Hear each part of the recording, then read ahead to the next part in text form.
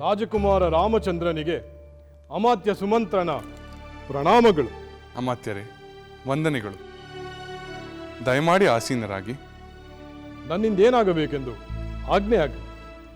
ಅಮಾತ್ಯರೇ, ತಾವು ಹಿರಿಯರು, ನಮ್ಮ ತಂದೆಯವರ ಪರಮಾಪ್ತರು. ತಮ್ಮ ಮೇಲೆ ತಂದೆ ಸಮಾನ ಗೌರವವಿದೆ. ದಯಮಾಡಿ ಆಸೀನರಾಗಿ. ಆಗಲಿ ರಾಮಚಂದ್ರ. ಅಯೋಧ್ಯೆಯ ರಾಜವಂಶದ ಆಶ್ರಯದಾತನಾದ ಈ ಅಮಾತ್ಯನು ರಘುವಂಶದ ಎಲ್ಲ ಹಿರಿಯರಿಗೂ ಕಿರಿಯರಿಗೂ ಸೇವೆ ಸಲ್ಲಿಸಲು ಬದ್ಧನಾಗಿದ್ದಾನೆ. ಅದು ನಮ್ಮ ಭಾಗ್ಯ, ತಮ್ಮ ಉದಾತ್ತತೆ. ಅಮಾತ್ಯರೇ, ಈ ರಾಜ್ಯದ ಸಂತೋಷ, ಸುಲಲಿತ ಆಡಳಿತ ಕ್ರಮ, ಸುರಕ್ಷತೆ ಎಲ್ಲವೂ ತಮ್ಮ ಬುದ್ಧಿವಂತಿಕೆ, ದೂರದೃಷ್ಟಿಯಿಂದ ನಡೆದು ಬಂದಿದೆ. ಇನ್ನು ಮುಂದೆ ಕೂಡ ನಮ್ಮ ತಂದೆಯವರ ಸಹಾಯಕನಾಗಿ ಅಯೋಧ್ಯೆಯ ರಾಜರಕ್ಷಣೆ, ಪ್ರಜಾರಕ್ಷಣೆ ಕಾರ್ಯವನ್ನು ನಿರ್ವಹಿಸಬೇಕು ಎಂದು ತಮ್ಮಿಂದ ಕೆಲವು ಕಾರ್ಯವನ್ನು ನಾನು ನಿರೀಕ್ಷಿಸುತ್ತಿದ್ದೇನೆ. ಅಗತ್ಯವಾಗಿ ನನ್ನಿಂದೇನಾಗಬೇಕೆಂದು ಹೇಳಿ. ಅಮಾತ್ಯರೇ, ಪ್ರಜೆಗಳ ಸಮಸ್ಯೆಗಳು, ಅಗತ್ಯಗಳು ಪ್ರಜಾಪಾಲಕರಾದವರು ಸತತವಾಗಿ ತಿಳಿಯುತ್ತಾ ಇರಬೇಕು.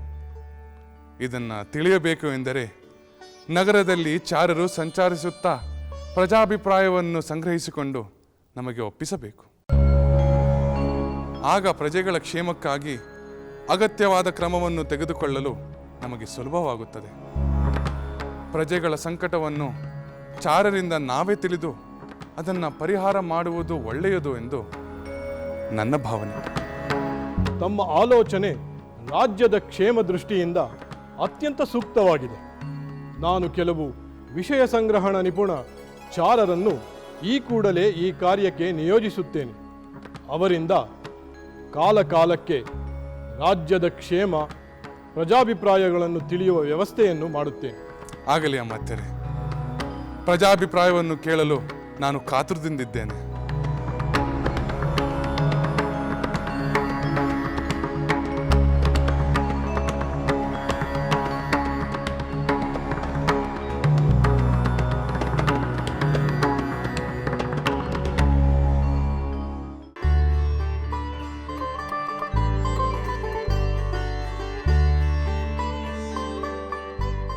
ಅತ್ತೆಯವರಿಗೆ ಪ್ರಣಾಮಗಳು. ಸೀತೆ, ದೀರ್ಘ ಸುಮಂಗಲಿ ಭವ. ಕುಳಿತುಕೋ.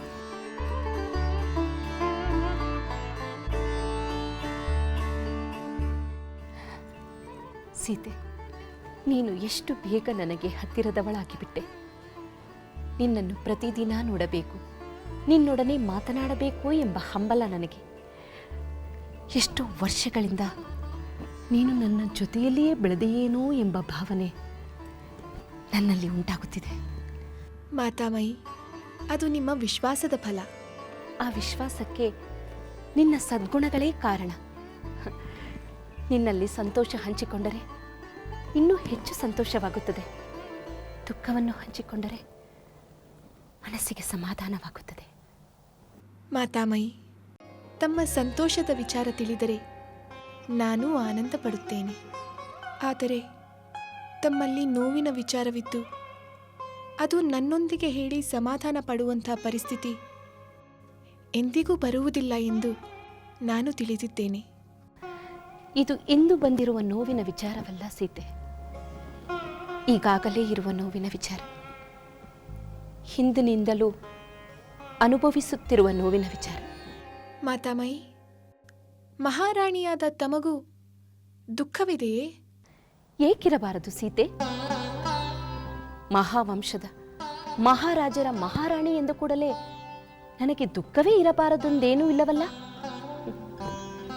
ಯಾವ ಸತಿಯು ತನ್ನ ಪತಿಗೆ ಇನ್ನೊಂದು ವಿವಾಹವಾಗುವುದನ್ನು ಸಹಿಸುವುದಿಲ್ಲ. ಹಾಗಾದರೆ ಈ ಅರಮನೆಗೆ ರಾಣಿ ಸುಮಿತ್ರಾದೇವಿಯವರು, ರಾಣಿ ಕೈಕೇಯಿಯವರು ಬಂದದ್ದು ನಿಮ್ಮ ದುಃಖಕ್ಕೆ ಕಾರಣವೇ? ಸುಮಿತ್ರೆ ಬಗ್ಗೆ ಹೇಳಿದ ಮಾತುಗಳನ್ನೇ ಕೈಕೇಯಿ ಬಗ್ಗೆ ಹೇಳಲಾರೆ. ಸುಮಿತ್ರೆ ನನ್ನ ನಂತರ ಈ ಮನೆಗೆ ರಾಣಿಯಾಗಿ ಬಂದವಳು. ನನಗೆ ಸಹೋದರಿಯೇ ದೊರಕಿದಂತಾಯಿತು.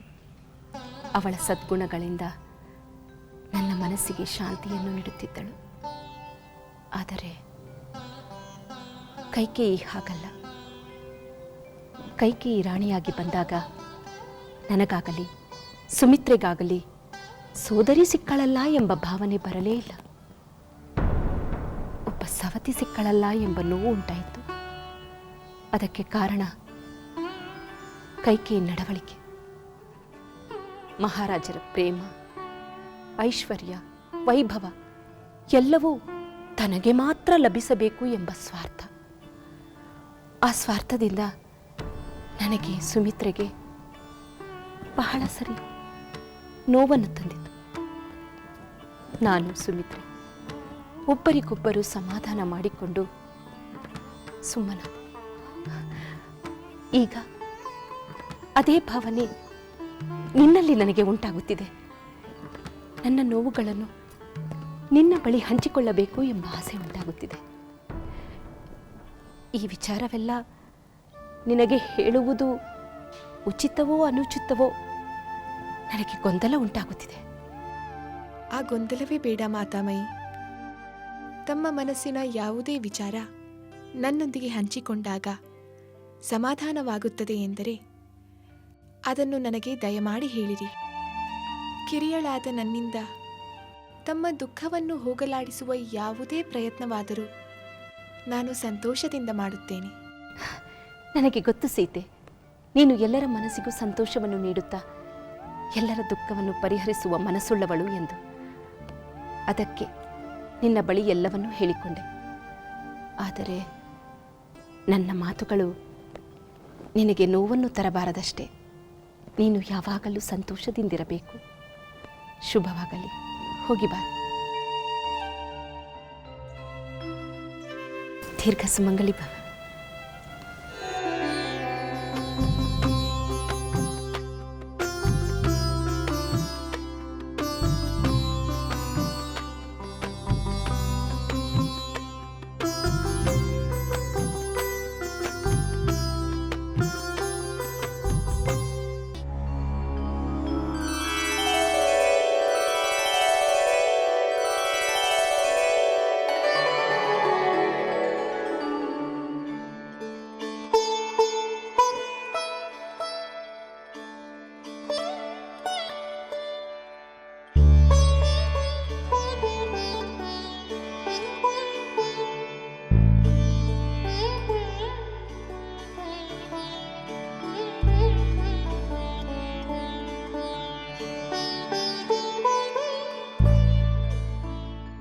ಊರ್ಮಿಳೆ, ಶ್ರುತಕೀರ್ತಿ ತೆಗೆದುಕೊಳ್ಳಿ.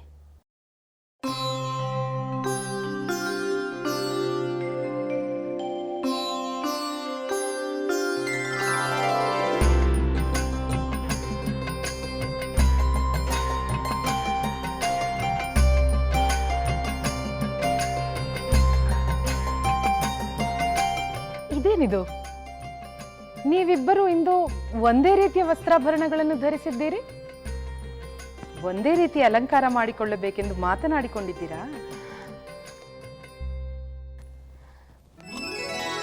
ಹಾಗೇನೂ ಇಲ್ಲ ಮಾತೆ. ಒಮ್ಮೊಮ್ಮೆ ಹೀಗೆ ಆಗುತ್ತದೆ. ನಮಗೆ ಅರಿವಿಲ್ಲದೆ ಒಂದೇ ರೀತಿಯ ವಸ್ತ್ರವನ್ನು, ಒಂದೇ ರೀತಿಯ ಅಲಂಕಾರವನ್ನು ಮಾಡಿಕೊಂಡಿರುತ್ತೇವೆ. ಹೌದು ಮಾತೆ. ಮಿಥಿಲೆಯಲ್ಲಿ ಕೆಲವು ಬಾರಿ ಸಹೋದರಿ ಸೀತೆ, ಮಾಂಡವಿಯನ್ನು ಸೇರಿ ನಾವು 4 ಸಹೋದರಿಯರು ಒಂದೇ ಬಣ್ಣದ ವಸ್ತ್ರವನ್ನು ಧರಿಸಿ ನಮಗೆ ನಾವೇ ಆಶ್ಚರ್ಯಪಡುತ್ತಿದ್ದೆವು. ಅದರಲ್ಲಿ ಆಶ್ಚರ್ಯಪಡುವಂಥದ್ದೇನಿದೆ? ಅದು ನಿಮ್ಮಲ್ಲಿರುವ ಸಮಾನ ಮನೋಧರ್ಮವನ್ನು, ಸಮಾನ ಅಭಿರುಚಿಯನ್ನು ತೋರಿಸುತ್ತದೆ. ನಿಮ್ಮ ಮನಸ್ಸುಗಳಲ್ಲಿರುವ ಸಾಮ್ಯತೆ, ಅನ್ಯೋನ್ಯತೆಯಿಂದ ಹೀಗಾಗಿರುತ್ತದೆ.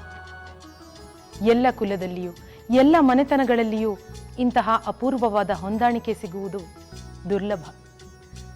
ಮಿಥಿಲೆಯ ಸಹೋದರಿಯರಾದ ನಿಮ್ಮಲ್ಲಿ ಮತ್ತು ಅಯೋಧ್ಯೆಯ ರಾಜಕುಮಾರರಲ್ಲಿ ಮಾತ್ರ ಇಂತಹ ಅಪೂರ್ವವಾದ ಹೊಂದಾಣಿಕೆ ಸಾಧ್ಯ. ವಿವಾಹದ ಮೂಲಕ ಈ 2 ಕುಟುಂಬಗಳು ಒಂದಾಗಿದ್ದು ಅತ್ಯಂತ ವಿಶೇಷ. ಆದರೆ ನಿಮ್ಮಂತಹ ಕಿರಿಯರಲ್ಲಿ ಇರುವ ಈ ಗುಣವಿಶೇಷ ಹಿರಿಯರಾದ ನಮ್ಮಲ್ಲಿ ಇಲ್ಲವಲ್ಲ ಎಂದು ನಾವು ನಾಚಿಕೆ ಪಡಬೇಕು.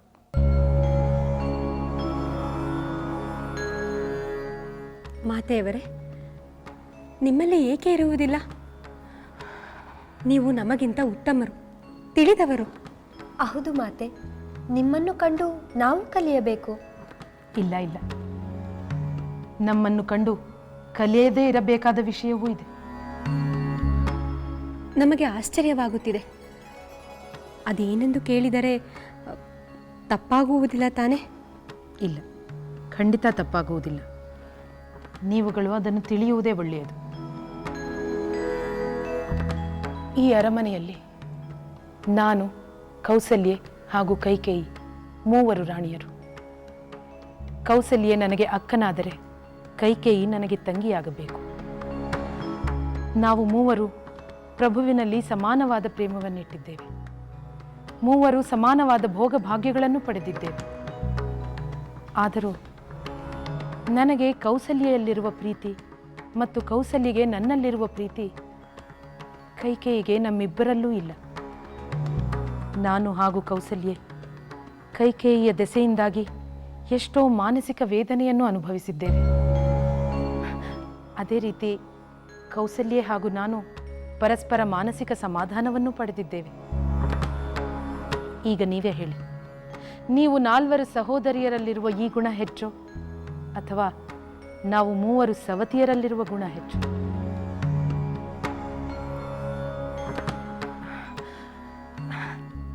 ಹೋಗಿ ಬನ್ನಿ. ನಿಮ್ಮಲ್ಲಿರುವ ಈ ಅನ್ಯೋನ್ಯತೆ ನಿಮ್ಮಲ್ಲಿ ಸದಾ ಹೀಗೆಯೇ ಇರಲಿ.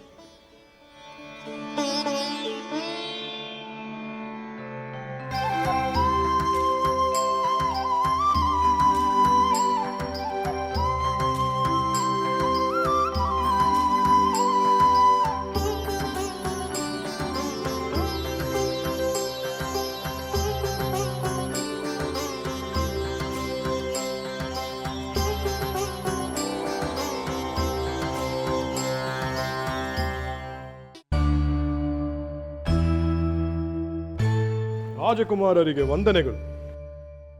ರಘುಕುಲ ತಿಲಕರಿಗೆ ಅನಂತ ವಂದನೆಗಳು.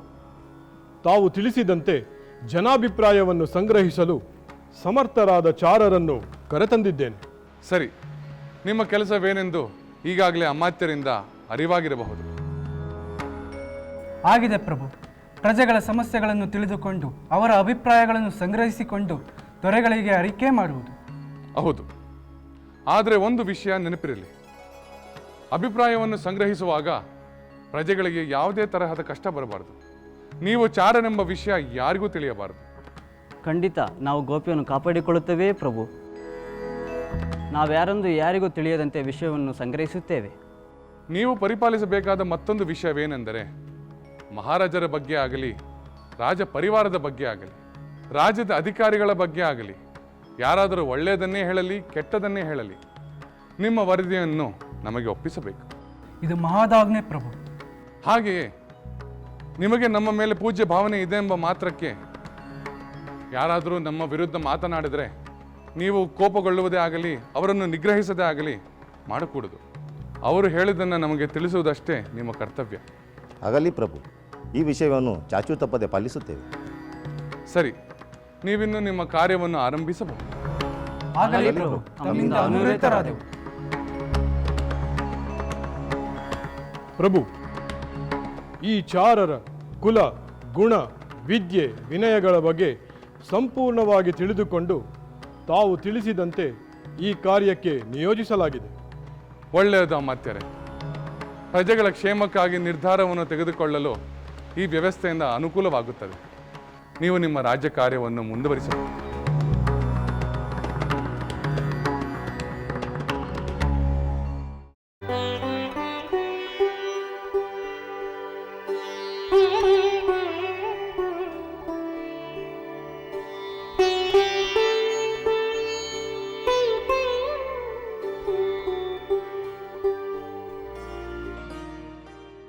ಸೀತೆ, ನೀನು ಬರುವುದನ್ನೇ ನಾನು ಕಾಯುತ್ತಿದ್ದೆ.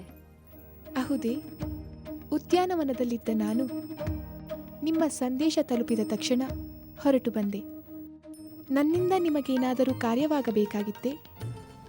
ಇಲ್ಲ ಸೀತೆ, ಇಲ್ಲ. ಇಂದು ನನ್ನ ಮನಸ್ಸಿನಲ್ಲಿರುವ ವಿಚಾರಗಳನ್ನು ನಿನ್ನ ಮುಂದೆ ಹೇಳುವ ಆಸೆ ಆಯಿತು. ಅದೇನೋ ವಿಚಾರ ಹೇಳಿ ಮಾತಾಶ್ರೀ. ತಾಯಿಯಾಗಿ ನಿನ್ನ ವಿವಾಹದ ಮುನ್ನ ನಿನಗೆ ಕೆಲವು ಹಿತವಚನಗಳನ್ನು ಹೇಳುವುದು ನನ್ನ ಕರ್ತವ್ಯ ಎಂದು ನನಗೆ ಅನ್ನಿಸಿದೆ. ಮಾತಾಶ್ರೀ, ಅನೇಕ ಮಹಾಸತಿಯರ ಕಥೆಗಳನ್ನು ಹೇಳಿ ಬಹಳ ದಿನಗಳಿಂದಲೇ ನೀವು ನಿಮ್ಮ ಕರ್ತವ್ಯವನ್ನು ಮಾಡುತ್ತಿರುವಿರಿ. ಸೀತೆ, ಆ ಮಹಾಸತಿಯರ ಕಥೆಗಳು ಅನೇಕ ರೀತಿಯಲ್ಲಿ ಆದರ್ಶವಾಗಿ ನಿನ್ನಲ್ಲಿ ಆತ್ಮಸ್ಥೈರ್ಯವನ್ನು ಉಂಟು ಮಾಡಬಹುದು. ಸೀತೆ, ನೀನು ನಿನ್ನ ಪತಿಯೊಂದಿಗೆ ಆದರ್ಶ ದಾಂಪತ್ಯವನ್ನು ನಡೆಸಿದಂತೆ ನಿನ್ನ ಅತ್ತೆ, ಮಾವ, ಮೋರಗಿತ್ತಿಯರು ಹಾಗೂ ಇನ್ನುಳಿದ ಬಂಧು ಬಾಂಧವರ ಜೊತೆ ಅನ್ಯೋನ್ಯ ರೀತಿಯಿಂದ ಬಾಳು.